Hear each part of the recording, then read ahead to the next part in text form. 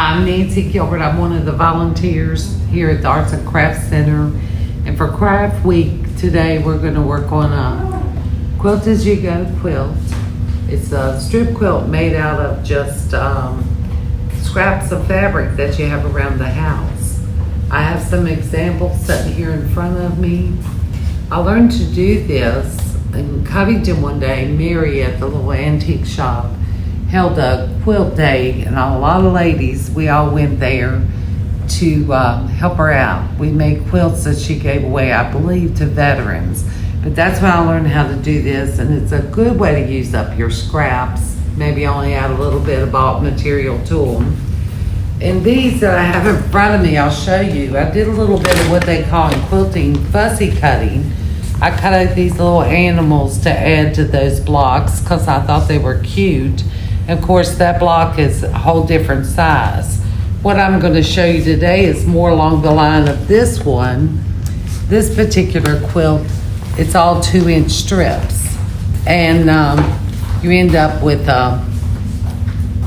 the end product looks like that. And that's what we're going to do today. But all of this is fun, a good way to use up scrap material, and I guess it's time we'll get started. You start this by cutting a block of what's going to be your outside fabric, and I use this Christmas fabric. I'm making this quilt for an aunt of mine, and I really wanted her to have something she could use during the holidays as well. So I cut out these Christmas pieces, and you want to cut them about 3/4 to an inch larger than what you want your final block to be. Then you need to cut out your batting that's going to be in the center of your quilt. And as you can see, mine just edges a little bit bigger. Now later on, when we're ready to put the quilt together, these will all be trimmed to the same size. By making them a little bigger, if anything shrinks a little bit in the process of sewing, we still have enough. Now our first thing is our initial strip we want to put in the center. I've cut some 2-inch strips in advance. Actually, a lot of times I have a basket, and if I have a little bit of leftover fabric, I just cut it in 2-inch strips and put them in this basket. So I pulled some out today. Our first piece will go down the center, and it will extend beyond the edge because we want to make sure we cover that edge really well. So I'm going to pin that in place, and then I'll sew down both sides of it, and this is our starting point. I've drawn a line on my batting so that I can have a good idea that I'm absolutely in the center. I can eye it from this point on. I'll pin that in place, and then I'm going to sew down both sides.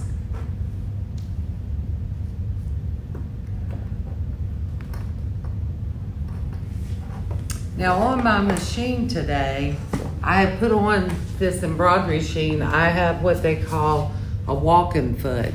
The purpose of this walking foot, it looks kind of big and all, but it sews and moves the fabric from top and bottom. Be careful. It'll move the fabric from top and bottom at the same time, and it stops you from having bunches of your batting. A better way to put it is keeps your batting flat in your project. So here we go. We want to use a 1/4-inch seam.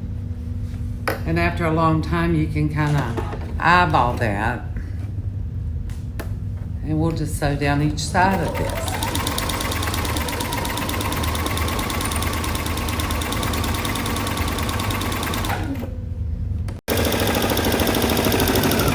Want me to slow down a little?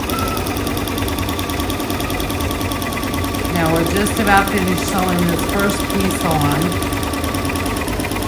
So I'll stop my machine and clip that. And then you can see from the back, there's your quilting process started. It looks really nice on the other side, so that side of the quilt will be fine. Now we have to add the next piece. So we get our edges even, completely even as best we can. And we pin that in place. Yeah.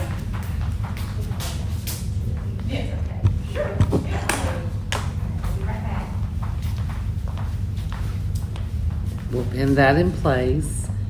Sorry, I'm kind of slow. And make sure it's nice and neat. And once again, we'll sew a 1/4 inch seam down on that side.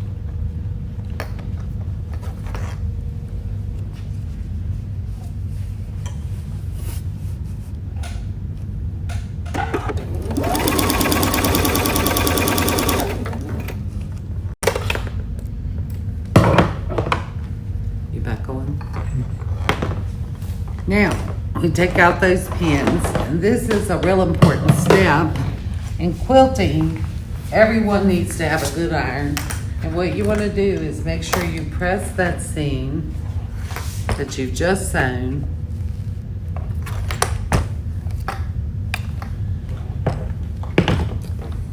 These little handy dandy clips are really they nice. look like they really work well. And then we're going to press the seam open really well.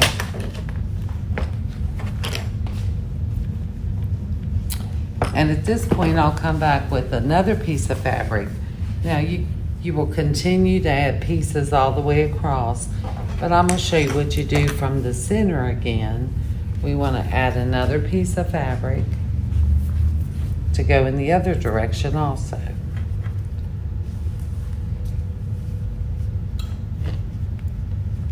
Again, you want to match up your fabric so that they are aligned perfectly as you can. Doesn't have to be perfect, but as closely as you can, all the way down. And then I'll sew that side. Again, 1/4 inch seam allowance, using the walking foot that will allow this to just feed from top and bottom and do really well. I'm going to show you that we're going to press this seam again. Let me pull these pins out. Have one left. Press it really well from the upper side first. And then by turning it over, you can see how it's starting to fall into place really easily. And it makes a nice little pattern for the top. But as you can see, your back is being quilted as you go. Now, since we've got this started and you just continue to do the same thing, I'll show you on this one. First, I got some little quilters all have these nice little rollers and stuff. I thought I'd show you. There are multiple kinds of cutting tools for the strip quilting, but I love all these. These are my favorite. All you have to do is add your ruler, cut it up, and see how even our edge is. And I have several I like to use for really small jobs, a really small one. Different jobs require different ones. But as you can see, you just continue this process as it is in this example. In this particular one, I fussy cut a little pattern out of a piece of children's fabric and put that in the center and then added the other pieces. But as you can see, the back is already quilted. So when we put it together, we've got our quilt. So did you do this after you did the rest, the whole thing, or as you were going? Well, I just pick a piece and I start at my center. Okay. And once I had my center, I added okay. the sides to it. So that was the first piece you did then? The Yeah. center piece is usually what I do very first. Here's another one with a cute little zebra that was in the same piece of fabric that I thought he was too cute to get rid of. So I put him in there. Half. Yeah.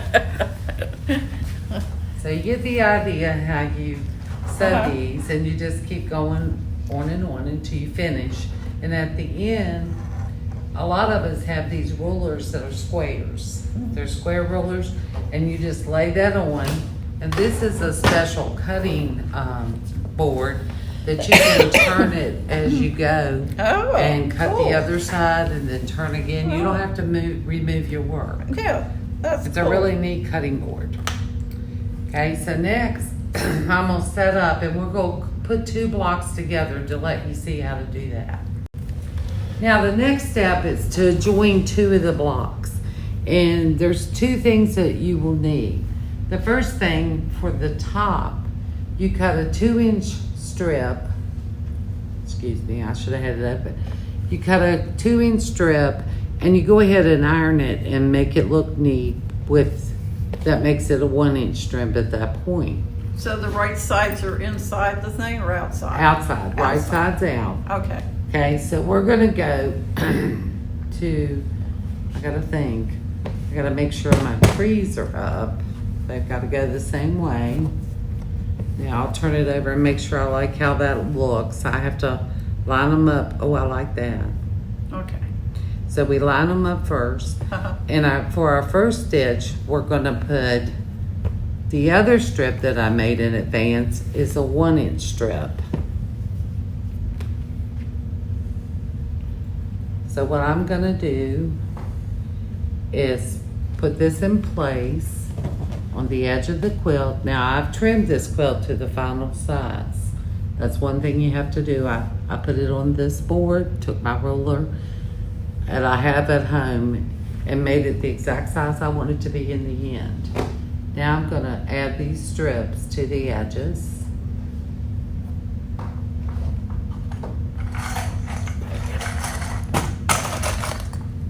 I have to get some of those little clips. Where do you get those? Amazon. Okay. But you can find them in sewing stores, you know, like at Joanne. Yeah. I was just in the I just think they're so cool. Uh-huh. Rather Yeah. than pins. That makes a lot of sense. When they work. I have 2 sizes in here and I like the little ones for this. Uh-huh. Okay, so that's gonna be our back side. Now on our front side of the quilt, we're gonna put this strip on that's 2 inches, and I've ironed it in half. And we'll go add it to this side. Same side. Uh-huh. Gets a little stringy. But you want all the edges even. So that when you make that 1/4-inch seam to join them, you know it's the same all the way through. Uh-huh.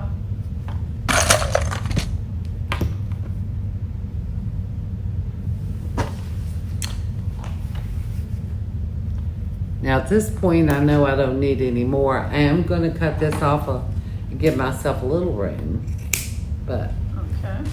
they're out of the way. And we'll put this on. They're all even. Now back to our machine, and I'm gonna sew this 1/4-inch seam.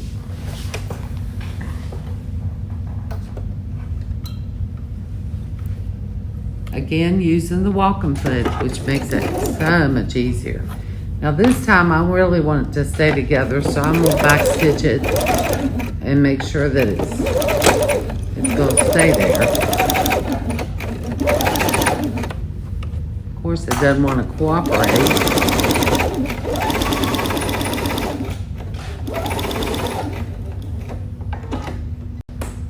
And if I did it right, the next step should be easy.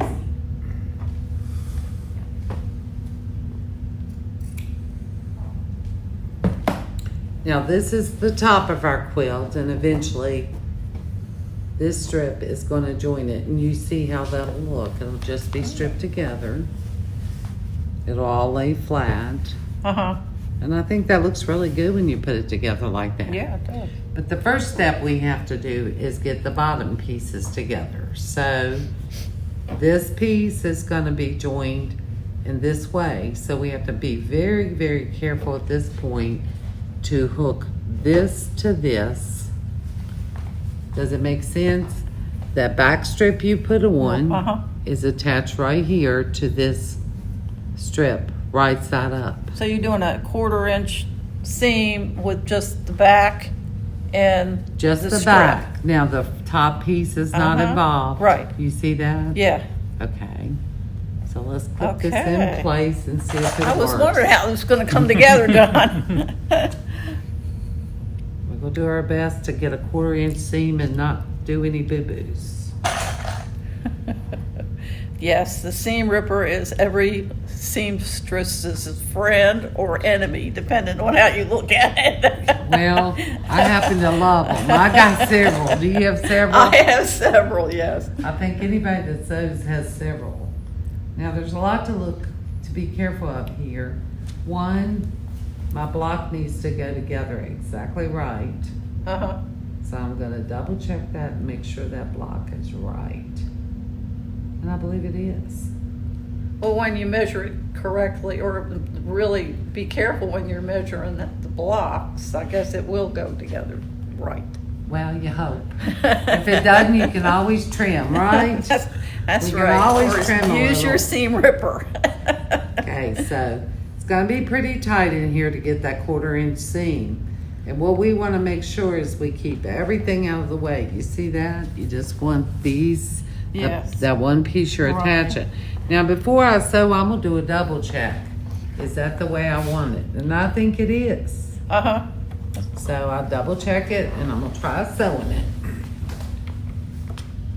And try is a big word because there's a lot of, Thickness there. but here we go. We'll see how it goes. That's when you have.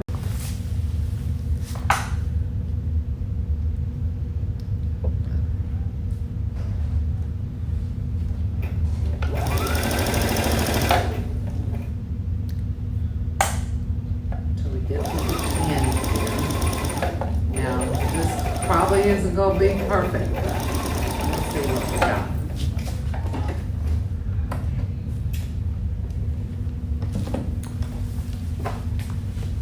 See at the end what you end up with? You seam on the back, and then the seam on the front. So at this point, I pressed it again because I want, but you always press from the top where you did your sewing. You want to do that first Uh-huh. and align it the right way and get that seam pressed also. I mean, I think an iron is as important to a quilter as a sewing machine. Mhm. Now that's not perfect by That looks any pretty means, good to me. but it's fair. Uh-huh. I got off a little bit here, but for our demonstration today, we're gonna go with it. Now, the last step is we're gonna pull this piece over, and I'm gonna press it in that direction, hoping that everything underneath it stays pretty flat. And if it, in an ideal world, it all stays flat. Do you get the idea there?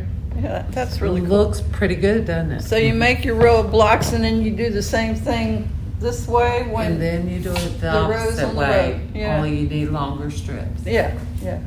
So we'll That's come really back to the cool. sewing machine, and this time, we're gonna sew our 1/4 inch from this edge. Okay. And again, I'm gonna back up a little bit, make sure it stays in place.